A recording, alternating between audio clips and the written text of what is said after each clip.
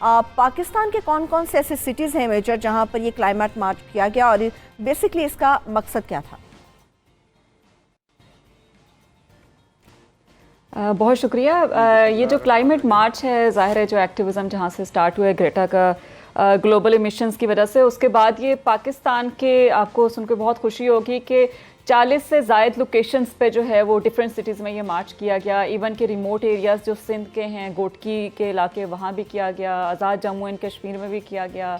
कराची, इस्लामाबाद, पाकिस्तान का मेरा नहीं ख्याल कि कोई हिस्सा रहा है जहाँ ये मार्च ना किया गया। और बहुत लार्ज क्राउड में जो है वो ना सिर्फ बच्चे निकले बल्कि यंगस्टर्स और सिविल सोसाइटी और मीडिया के लोग भी काफ़ी आए और उनने डिफरेंट तरह की डिमांड्स गवर्नमेंट ऑफ पाकिस्तान से और डेवलप वर्ल्ड से की कि और थोड़ा सा बैकग्राउंड अगर जो आपने पूछा मैं इसका आपको बताती चलूँ कि ग्लोबली इसका एजेंडा ये है कि जो आपकी टॉप 100 कंपनीज़ हैं वो डेवलप वर्ल्ड की वो 71% आपकी ग्रीन हाउस गैस एमिशन में कंट्रीब्यूट कर रही हैं, जो हवा में ग्रीन हाउस गैसेस होती हैं जो कि टेम्परेचर और ग्लोबल वार्मिंग आपकी कॉज करती हैं। तो वो 100 कंपनीज से आती हैं। तो उन डेवलप वर्ल्ड से हम लोग ये कर रहे थे कि उन्हें अभी एक्ट करना है, ग्लोबल एमिशंस को रिड्यूस करना है, लेकिन इसके साथ साथ पाकिस्तान में जो मार्चेस हुए हैं हम लोगों ने नेशनल डिमांड्स भी ड्राफ्ट की थी सिविल सोसाइटी और सिटीजन्स के साथ मिलके। और इसके अलावा हम लोगों ने सिटी स्पेसिफिक डिमांड्स भी की थी जो कि